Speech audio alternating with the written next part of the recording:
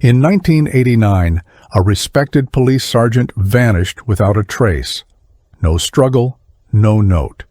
Just silence that haunted her town for decades. For many who still believe in honor, duty, and truth, this case felt like another wound left open by a system that protects its own. But years later, her former partner broke that silence. And what he revealed changed everything. Why did he wait so long? What was he hiding? And what did they finally find? This is the story of Pamela Clare, a woman who wore the badge with pride and the dark secret that was buried alongside her disappearance. A secret hidden in plain sight, locked away in a place no one thought to look. Pamela Clare was 34 years old when she disappeared. She had been with the police force for 11 years. Her colleagues described her as dedicated, fair, and someone who didn't bend the rules for anyone. She wasn't the loudest person in the room, but when she spoke, people listened. Pamela grew up in a small town where everyone knew each other's business. She joined the police academy right after high school, driven by a simple belief that good people should stand up for what's right. By 1989, she had earned her sergeant stripes through hard work and long hours. She wasn't married anymore. Her divorce had been finalized 2 years earlier. But those who knew her said she seemed to be doing fine, moving forward with her life. Or so it appeared on the surface. October 17th, 1989. That was the last day anyone saw Pamela Clare alive. She finished her shift at the police station around 6 in the evening. Her partner that day was a man named Detective Raymond Walsh. They had worked together for almost 3 years. Raymond later told investigators that Pamela seemed normal that day, nothing out of the ordinary, no signs of distress or worry. She clocked out, said goodnight to a few officers in the hallway, and walked to her car in the station parking lot. Several people saw her leave. She drove a blue sedan, nothing fancy, just reliable transportation. Pamela lived alone in a small house about 15 minutes from the station. She was supposed to meet a friend for breakfast the next morning. She never showed up. And that's when people started to worry. When Pamela didn't show up for breakfast, her friend called her house. No answer. She tried again an hour later. Still nothing. By noon, the friend drove to Pamela's house and knocked on the door. The house was locked. The curtains were drawn. Everything looked quiet and normal from the outside. But Pamela's car wasn't in the driveway. The friend called the police station, asking if anyone had heard from her. They hadn't. This wasn't like Pamela. She was reliable, the kind of person who showed up when she said she would. Officers were sent to her house to check on her. They knocked. They called out her name. No response. They got permission to enter the house. What they found inside was puzzling. Everything was neat and in order. No signs of a struggle, no overturned furniture, no blood. But Pamela was gone. The officers walked through Pamela's house slowly, taking in every detail. The bed was made. Dishes were washed and put away. Her uniform was hanging in the closet. Her toothbrush was still in the bathroom. Her purse was sitting on the kitchen counter, with her wallet inside. Cash and credit cards were untouched. This didn't look like a robbery. It didn't look like someone had broken in. Everything seemed normal, except for one thing. Pamela wasn't there. Her car was missing, but everything else she would need for daily life was still in the house. No suitcase was gone. No clothes seemed to be missing from her closet. It was as if she had simply stepped out for a moment and never came back. But where had she gone? And why hadn't she taken anything with her? Pamela's blue sedan became the focus of the early investigation. If they could find the car, maybe they could find Pamela. An alert went out to all surrounding areas. Officers checked parking lots, side streets, and highways. Days passed with no sign of the vehicle. Then, nearly a week after Pamela disappeared, a patrol officer found it. The car was parked at a rest stop about 40 miles outside of town. It was locked. There was no damage to the vehicle. Inside, everything looked normal. Her registration was in the glove box. A coffee cup sat in the cup holder. A jacket was folded on the back seat. But there was no sign of Pamela, no note, no clue about where she might have gone. The keys were missing. Investigators dusted the car for fingerprints. They found Pamela's prints, of course, but also smudged prints that couldn't be identified. The discovery of the car raised more questions than it answered. With Pamela's car found, but Pamela still missing, investigators began forming theories. Some thought she might have run away, started a new life somewhere else. After all, she was divorced, living alone. Maybe she wanted a fresh start.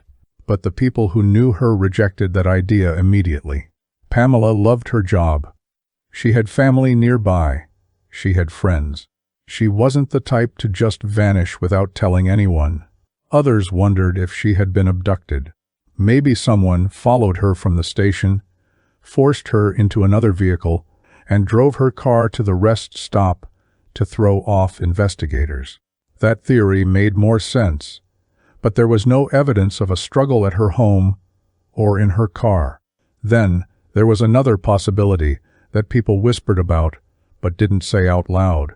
What if someone from the police force was involved? What if this wasn't a random crime? The local police department launched a full investigation into Pamela's disappearance. They interviewed her friends, her family, her ex-husband, and her colleagues. Everyone was asked the same questions. When did you last see her? Did she seem upset or worried? Did she mention any problems she was having? Most people gave the same answers. Pamela seemed fine. She was focused on her work. She didn't talk about any troubles in her personal life, but a few people mentioned something that caught the attention of investigators. Pamela had been working on a sensitive case in the weeks before she disappeared. It involved accusations of misconduct within the department. She hadn't talked about the details with many people, but those who knew said she took it seriously. Could that case have something to do with her disappearance? Investigators made a note of it, but they didn't push too hard. Not yet. Raymond Walsh was Pamela's partner. He was 42 years old, a veteran detective with nearly 20 years on the force. Raymond had a reputation for being thorough and dependable. He and Pamela worked well together. They trusted each other. When Pamela disappeared, Raymond was one of the first people interviewed. He told investigators that he and Pamela had finished their shift together that evening. They talked briefly in the parking lot before going their separate ways.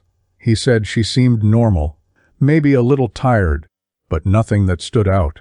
Raymond seemed genuinely concerned about Pamela's disappearance. He volunteered to help with the search efforts. He spoke to the media, asking anyone with information to come forward. On the surface, Raymond appeared to be a worried colleague doing everything he could to find his missing partner. But looking back now, some people wonder if they missed something. The police department publicly expressed concern for Pamela's safety. They held press conferences. They asked the community for help. Flyers with Pamela's photo were posted around town. Her face appeared on local news broadcasts. Tips started coming in, but most led nowhere. Someone thought they saw her at a gas station 2 towns over. It wasn't her. Another person claimed she had gotten on a bus heading out of state. That lead went cold. As weeks turned into months, the search efforts began to slow down. Resources were limited. Other cases demanded attention. Pamela's disappearance remained open, but it wasn't the priority it once was. Her family grew frustrated. They felt like the department wasn't doing enough. They hired a private investigator, but even he struggled to find any solid leads. Pamela Clare had simply vanished, and no one seemed able to explain how or why. A year went by with no answers.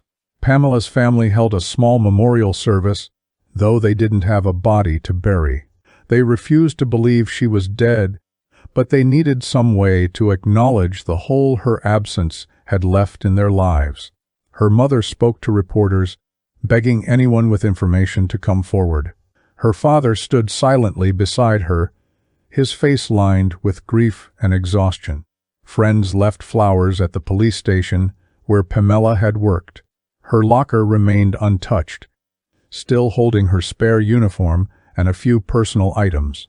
Raymond Walsh attended the memorial. He stood in the back, his hands in his pockets, his expression unreadable. Afterward, he told Pamela's mother that he would never stop looking for answers. She thanked him, believing he meant it. For years, that's what everyone believed, that Raymond Walsh was just a concerned colleague, haunted by the loss of his partner. As time passed, the town slowly moved on. People stopped talking about Pamela as much. New officers joined the police force who had never met her. Her case file was stored away with other unsolved cases, gathering dust in a filing cabinet. But for Pamela's family, time didn't move on. Every birthday, every holiday, every ordinary day was a reminder that she was gone. Her mother kept Pamela's bedroom exactly as it had been. Her father drove past the police station sometimes, just to feel closer to her. They never gave up hope that someday, somehow, they would learn what happened to their daughter, and deep down, they suspected that someone out there knew the truth, someone who had stayed silent all these years, someone who carried the weight of a terrible secret. They just didn't know who. Not yet. Raymond Walsh continued working as a detective for many years after Pamela disappeared. He solved cases, earned commendations, and was respected by his peers. To everyone around him, he seemed like a dedicated officer who took his job seriously. He married a woman named Linda a few years after Pamela vanished. They had a quiet life together. Linda worked as a nurse at the local hospital. She knew about Pamela's disappearance, of course. Everyone in town did, but Raymond rarely talked about it at home. When she asked, he would say it was too painful to discuss, that losing a partner was something you never really got over. Linda understood, or at least she thought she did. She never suspected that her husband might be carrying a secret that was slowly eating away at him from the inside. A secret that, decades later, would finally come to light. By the mid-1990s, Pamela Clare's case was officially considered cold. There were no new leads, no new evidence, no new witnesses.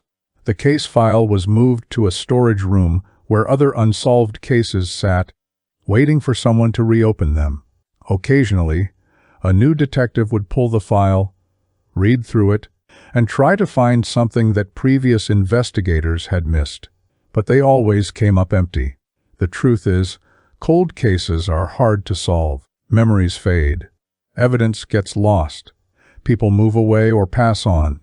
Without fresh leads, there's only so much investigators can do. Pamela's family never stopped hoping, but even they began to accept that they might never know what happened. The pain didn't go away. It just became a part of their daily lives. A constant ache that never quite healed. And through it all, Raymond Walsh kept quiet. For years, a small metal locker sat in the basement of the police station. It was one of many storage lockers used by officers to keep personal items, old case files, and equipment they didn't need every day. Most of the lockers were unlabeled or marked with numbers that corresponded to officers who had long since retired or moved on. After Pamela disappeared, her personal locker was cleared out and her belongings were given to her family. But there was another locker, tucked away in a corner, that had belonged to Raymond Walsh. No one thought to check it. Why would they? Raymond was a respected detective, a colleague who had worked alongside Pamela. He was considered a witness, maybe even a victim of the emotional trauma that comes with losing a partner. It never occurred to anyone that Raymond might have something to hide, and so the locker remained locked, its contents untouched, for decades. In 2010, Raymond Walsh retired from the police force. He was 63 years old and had served for over 40 years. The department threw him a small retirement party. Colleagues shook his hand and thanked him for his years of service. Raymond gave a short speech, thanking everyone for their support over the years. He mentioned Pamela briefly, saying her disappearance was one of the great regrets of his career. People nodded sympathetically. They understood that some cases stay with you forever. After the party, Raymond cleaned out his locker. He packed up his personal belongings, turned in his badge, and walked out of the station for the last time. But there was one locker he didn't empty, the one in the basement, the one no one else knew was his. He left it locked, hoping it would stay that way forever. But secrets have a way of coming out, no matter how deeply they're buried. After Raymond retired, Linda noticed changes in her husband. He became more withdrawn, spending hours sitting alone in their garage or staring out the window. At first, she thought it was normal retirement adjustment. After all, he had spent his entire adult life as a police officer. But as months passed, his mood grew darker. He had trouble sleeping. She would wake up in the middle of the night to find him sitting at the kitchen table, lost in thought. When she asked what was wrong, he would brush her off, saying he was fine. But Linda knew he wasn't fine. She suggested he see a therapist, maybe talk to someone about whatever was bothering him. Raymond refused. He said he didn't need help, that he just needed time to adjust. Linda didn't push, but she worried. She had no idea that her husband was being haunted by something he had done decades earlier, something he had kept hidden for 21 years. Guilt is a heavy thing to carry. It doesn't go away with time. If anything, it gets heavier. Raymond Walsh had been living with the weight of what he had done since 1989. For years, he had convinced himself that he could manage it, that he could compartmentalize the truth and go on with his life. But retirement changed things. Without the distraction of work, without the daily routine that kept his mind occupied, the guilt began to consume him. He started drinking more. He became irritable and distant. Linda grew more concerned, but she didn't know how to help him. Raymond knew he couldn't keep living like this. The secret was killing him slowly. He thought about coming forward, but fear held him back. What would people think? What would happen to him? Would anyone even believe him after all these years? The questions tormented him day after day, night after night. In early 2011, Raymond suffered a heart attack. It wasn't massive, but it was serious enough to land him in the hospital for several days. As he lay in that hospital bed, connected to monitors and IVs, something shifted inside him. He realized he might not have much time left. He thought about Pamela's family, still living without answers after all these years. He thought about his wife, who had stood by him without knowing the truth. And he thought about himself, carrying a burden he could no longer bear. When Raymond was released from the hospital, he made a decision. He was going to tell someone what happened to Pamela Clare. Not because he wanted forgiveness. He knew he didn't deserve that, but because it was the right thing to do. Because Pamela's family deserved to know, and because he couldn't die with this secret still locked inside him. Raymond called the police station and asked to speak with someone from the detective division. He said he had information about an old case. The detective who took the call didn't think much of it at first. Retired officers sometimes called with tips or theories about unsolved cases. But when Raymond said the name Pamela Clare, the detective's attention sharpened. Raymond was told to come down to the station the next day. When he arrived, he was led into an interview room. 2 detectives sat across from him. They asked him what he wanted to talk about. Raymond took a deep breath and said, "I know what happened to Pamela. I've known all along." The room went silent. The detectives looked at each other, then back at Raymond. One of them leaned forward and said, "Tell us everything." And so Raymond began to talk, and what he said shocked everyone who heard it. Raymond told the detectives that on the night Pamela disappeared, they didn't just part ways in the parking lot, like he had claimed. They had argued. Pamela had discovered something Raymond had been hiding for months. She had found evidence that Raymond was involved in misconduct. He had been taking money from a criminal informant, money that should have been logged as evidence, but instead went into his pocket. It wasn't a large amount, But it was enough to cost him his job, his reputation, everything he had worked for. Pamela confronted him that evening after their shift. She told him she couldn't cover for him, that she had a duty to report what she knew. Raymond panicked. He begged her to reconsider, to give him a chance to make things right. But Pamela was firm. She was going to report him the next day.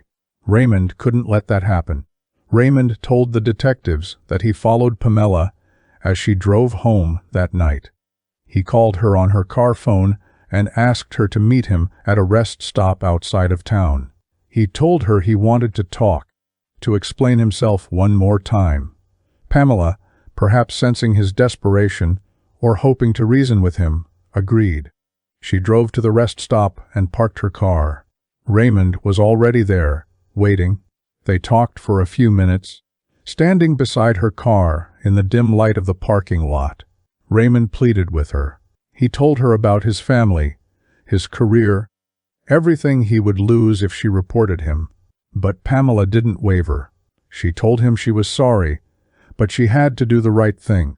And that's when something inside Raymond snapped. He didn't plan what happened next.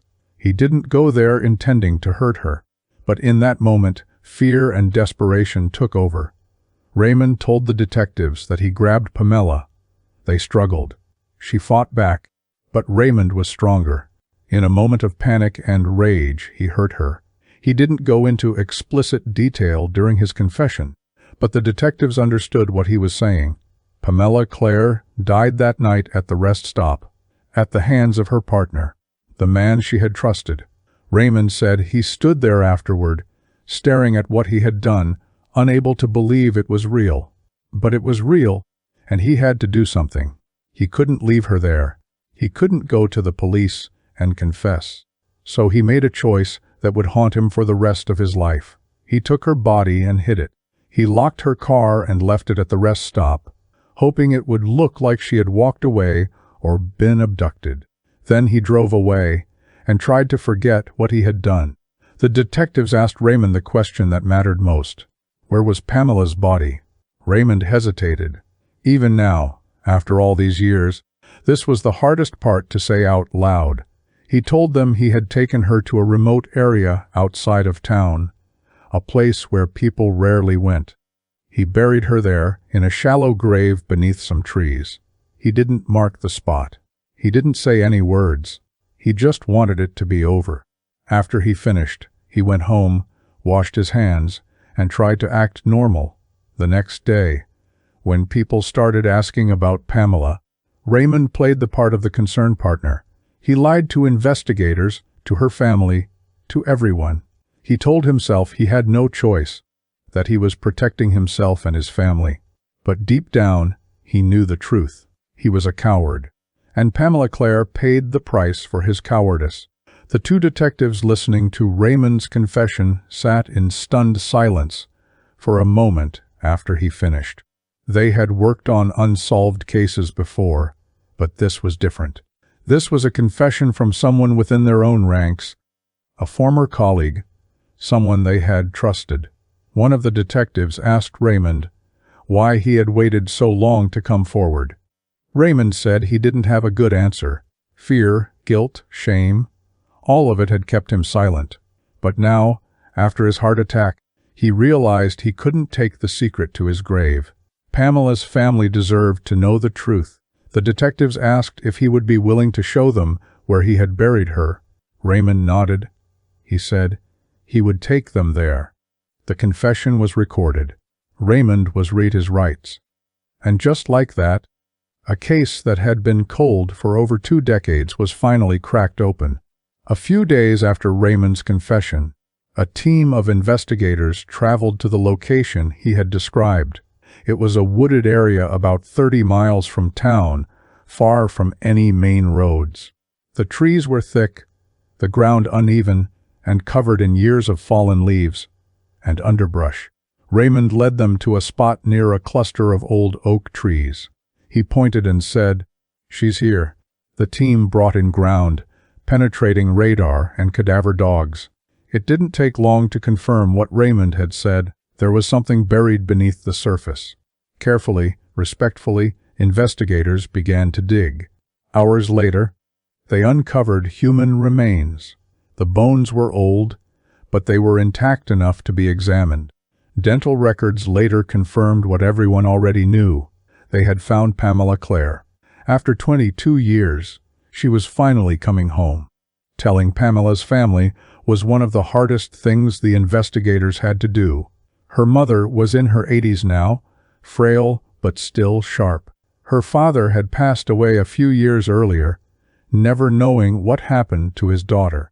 The detectives sat down with Pamela's mother and told her gently that they had found Pamela. They told her that a former colleague had confessed to her murder. The old woman didn't cry.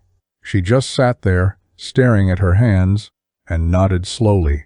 She had waited over 2 decades for this moment, and now that it was here, she didn't know how to feel. Relief, maybe, or sadness, or anger, probably all of it at once. She asked who had done it. When the detective said Raymond Walsh's name, she closed her eyes. She remembered him from the memorial service all those years ago, standing in the back, offering his condolences. She had trusted him. They all had. Raymond Walsh was arrested and charged with murder. The news spread quickly through the town and the police department. People couldn't believe it. Raymond had been one of them, a respected detective who had served for decades. How could he have done this? How could he have lied for so long? Some of his former colleagues felt betrayed. Others felt angry. A few even felt sorry for him, though they would never say it out loud. Raymond was held without bail. His wife, Linda, was devastated. She had known something was wrong, but she never imagined this. She filed for divorce shortly after his arrest. She couldn't stay with a man who had killed someone, who had lied to her for their entire marriage. Raymond didn't fight the divorce. He knew he deserved it. He deserved everything that was coming to him. Raymond's trial began several months later.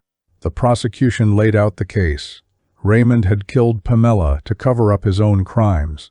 He had hidden her body and lied for over 2 decades. The evidence was damning. Raymond's confession was played in court. Investigators testified about finding Pamela's remains. Forensic experts confirmed the cause of death. Raymond's defense attorney tried to argue that it hadn't been premeditated, that it was a crime of passion, a moment of panic that spiraled out of control. But the jury didn't buy it. Raymond had hidden her body. He had lied to investigators. He had attended her memorial and pretended to care. Those weren't the actions of someone who had made a terrible mistake in a moment of panic. Those were the actions of someone who had chosen to cover up a murder. The trial lasted 3 weeks. The jury deliberated for less than a day. Raymond Walsh was found guilty of second-degree murder. When the verdict was read, he showed no emotion. He just sat there, staring straight ahead. Pamela's mother was in the courtroom that day. She watched as Raymond was led away in handcuffs. She didn't feel victorious. She just felt tired. Tired of waiting, tired of wondering, tired of living with the pain of not knowing. Now she knew. And somehow that didn't make it any easier. The sentencing hearing was held a few weeks later. The judge sentenced Raymond to 25 years to life in prison. He would be eligible for parole when he was in his late 80s, though most people doubted he would live that long. Raymond's attorney asked if he wanted to say anything before being taken away. Raymond nodded. He turned toward Pamela's family and said, "I'm sorry." It was the first time he had apologized. It was also far too late. After Raymond's conviction, the police department conducted a thorough review of all of his old cases and belongings. That's when someone remembered the locker in the basement, the one that had been sitting there, untouched, for years. A supervisor checked the department's records and found that the locker had been assigned to Raymond decades ago. They cut the lock and opened it. Inside, they found a collection of items that made their stomachs turn. There were old case files, some of which had been marked as lost or misplaced over the years. There were envelopes containing cash that should have been logged as evidence. And then there were personal items, photos, a notebook, and a small stack of letters. The photos showed Pamela and Raymond together during their time as partners. The notebook contained handwritten entries, a kind of journal that Raymond had kept, and the letters were addressed to Pamela, never sent. The journal entries were disturbing. Raymond had written about his growing paranoia in the months before Pamela disappeared. He wrote about how she was asking too many questions, how she was getting too close to discovering his illegal dealings. He wrote about his fear of being caught, of losing everything. And in one entry, dated just 2 days before Pamela vanished, he wrote, "I don't know what I'll do if she reports me. I can't let that happen." Reading those words, it became clear that Raymond's claim of acting in a moment of panic wasn't entirely true. He had been thinking about the problem of Pamela for weeks. Maybe he hadn't planned to kill her, but he had certainly thought about how to stop her. The journal was turned over to prosecutors, though by that point Raymond was already in prison. It served as further confirmation of what everyone now knew. Raymond Walsh had betrayed his partner in the worst possible way. The photos found in the locker were haunting in their ordinariness. They showed Pamela and Raymond at department events, standing together in their uniforms, smiling for the camera.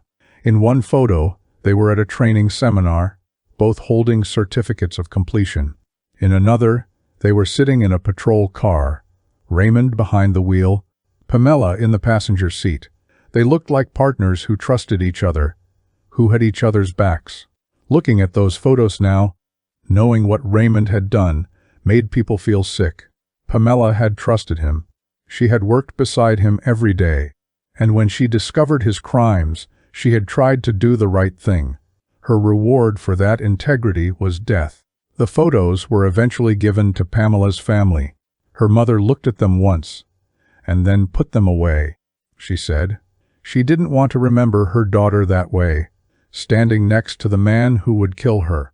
The letters found in Raymond's locker were perhaps the most disturbing discovery of all. They were addressed to Pamela, but they had never been sent. They had been written after her death, at various points over the years. In them, Raymond wrote about his guilt, his regret, his struggle to live with what he had done. He apologized over and over. He said he thought about her every day. He said he wished he could take it back. But he never sent the letters. He never came forward. He just wrote his confessions on paper and locked them away, as if that somehow absolved him of responsibility. Reading those letters, investigators realized something chilling. Raymond had known all along that what he did was wrong. He had lived with that knowledge for decades, and yet he had chosen, day after day, to keep silent, to let Pamela's family suffer, to let her memory fade, all to protect himself. With Pamela's remains finally recovered, her family was able to hold a proper funeral. It took place on a warm afternoon in late summer. The service was held at a small church where Pamela had attended as a child. Her mother sat in the front row, surrounded by relatives and friends. Officers from the police department attended, many of whom had never met Pamela, but wanted to pay their respects. The chaplain spoke about justice, about truth, and about the importance of doing what's right even when it's difficult. He said Pamela had lived by those principles, and in the end, they had cost her everything. After the service, Pamela was buried in the town cemetery, not far from where her father was laid to rest. Her mother stood beside the grave for a long time after everyone else had left, saying goodbye to the daughter she had lost so many years ago. Pamela's case had a profound impact on the police department. It forced them to confront uncomfortable truths about their own failures. How had Raymond's misconduct gone unnoticed for so long? Why hadn't anyone questioned his story more thoroughly when Pamela disappeared? Why had it taken over 2 decades for the truth to come out? The department launched an internal review. They implemented new policies for handling misconduct allegations. They established better oversight for evidence handling. They trained officers on recognizing warning signs of corruption within their ranks. But no policy or training could undo what had happened. Pamela Clare was gone, and the department had to live with the fact that one of their own had killed her and gotten away with it for 22 years. It was a stain that would never fully wash away. Linda Walsh struggled to rebuild her life after her husband's conviction. She had been married to Raymond for over 15 years, and during that entire time, he had been carrying the secret of what he had done. She wondered if there had been signs she missed, moments when she should have asked more questions. But the truth was, Raymond had been good at hiding his guilt.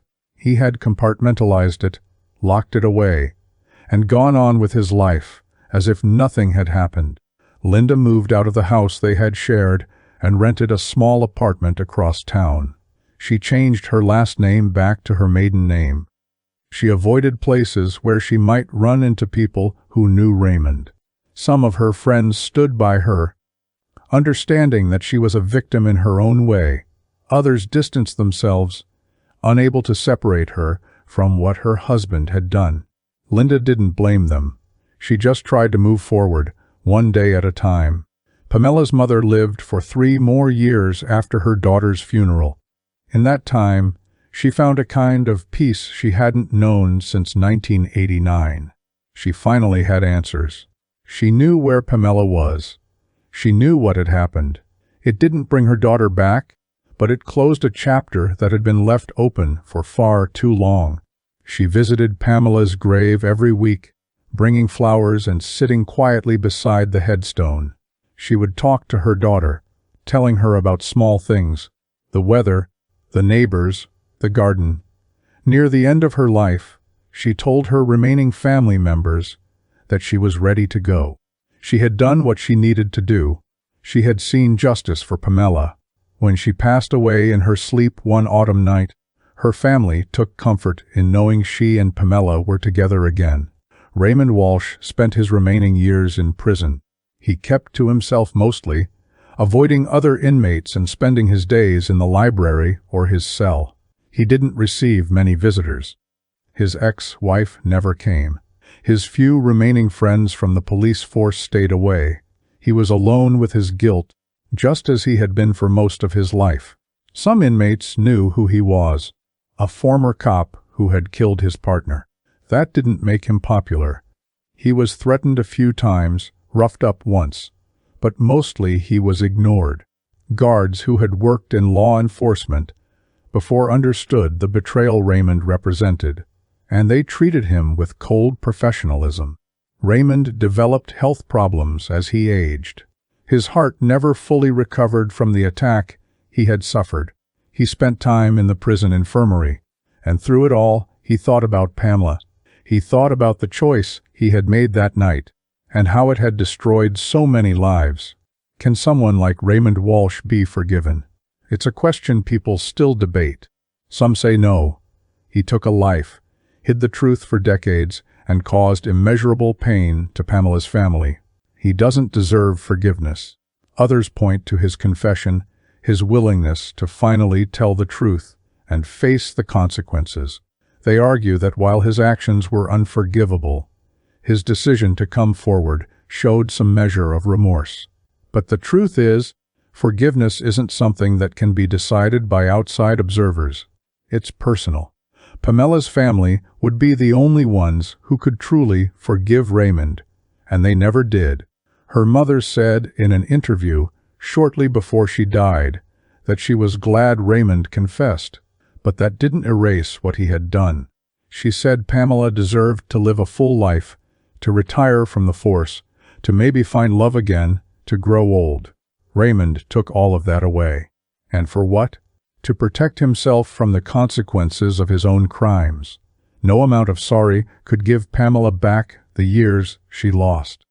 And that, more than anything, made forgiveness impossible. Pamela's case exposed serious flaws in how investigations are handled.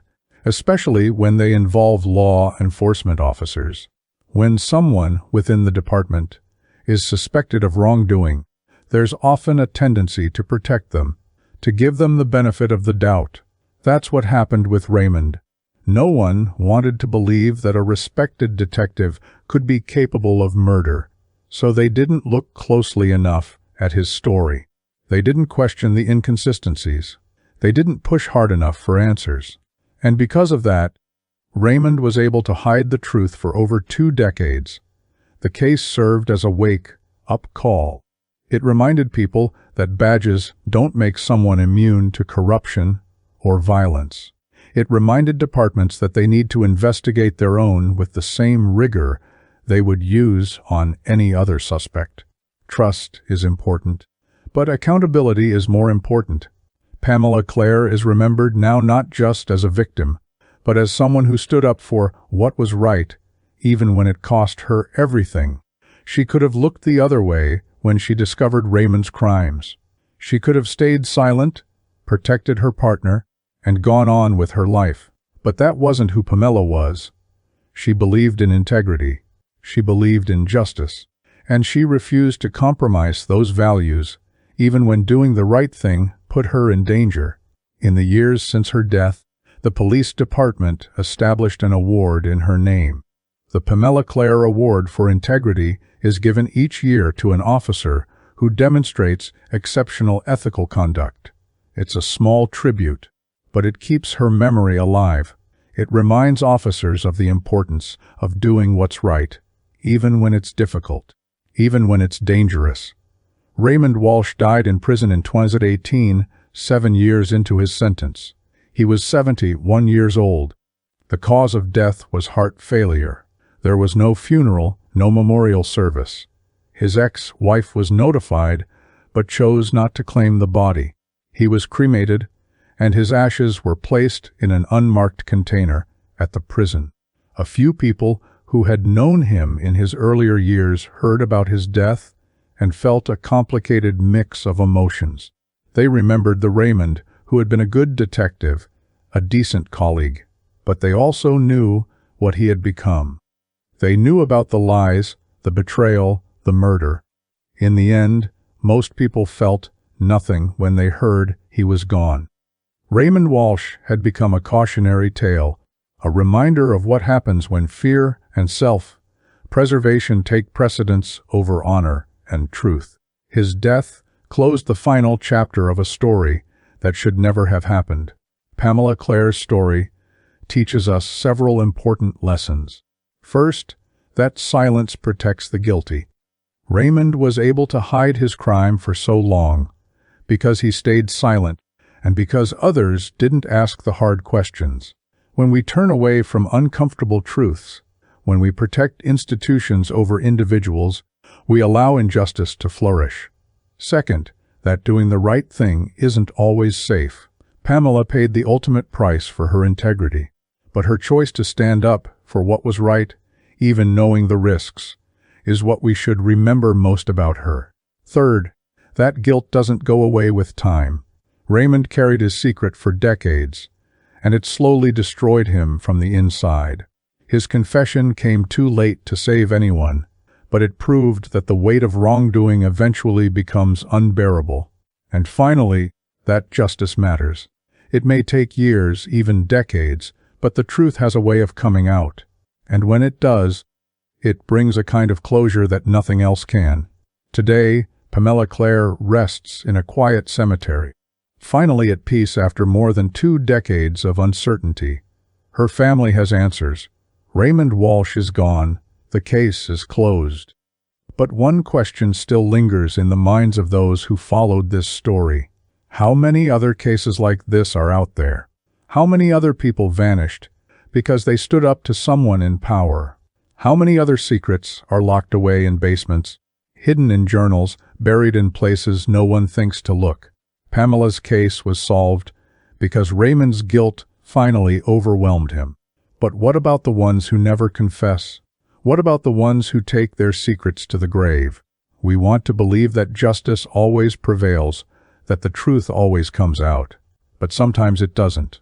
Sometimes people disappear, and the ones who know what happened stay silent forever. And that's the most unsettling part of all. Not knowing how many other Pamelas are out there, waiting to be found. This disappearance mystery reveals how cold case investigations can finally bring closure to families waiting decades for answers. Missing person cases like this remind us that unsolved mysteries don't always stay unsolved. Sometimes the truth emerges when we least expect it. If you're fascinated by true crime stories, vanished without a trace cases, and real-life suspense mysteries, this channel explores the most compelling crime documentaries and missing persons investigations. From cold case files to mysterious disappearances, we examine how detective work and persistence solve even the oldest unsolved cases. What drives someone to confess after years of silence? Subscribe for more suspenseful stories about criminal justice, vanishing persons, and the unexpected twists in missing person story investigations. Drop a comment below. Do you think more cases like this remain hidden? Thanks for watching this deep dive into one of the most haunting disappearance stories in recent memory.